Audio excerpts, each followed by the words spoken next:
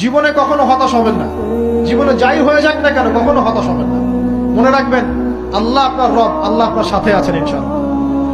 এই সমাজ আপনাকে যেভাবে শেখায়, কিভাবে শেখায়, এই যে স্কুল, কলেজ, ইউনিভার্সিটি, চাকরি, বিয়ে, সন্তান প্রতিপালন, আর তারপর ইন্না লিল্লাহি ওয়া ইন্না ইলাইহি রাজিউন, এই তো শেখায় নাকি?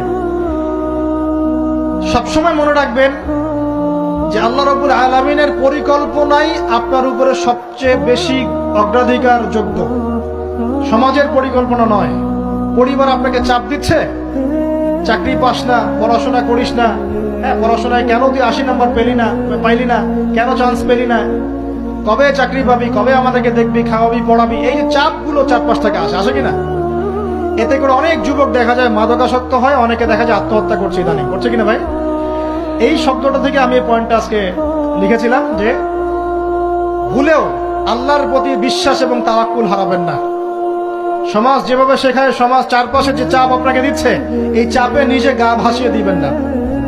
আপনি আল্লাহর কাছে দোয়া করবেন, আল্লাহর কাছে পথ চেয়ে নিবেন এবং আল্লাহর প্রতি তাওয়াক্কুল ভরসা করবেন। কখনো আত্মহত্যার পথ বেছে নিবেন।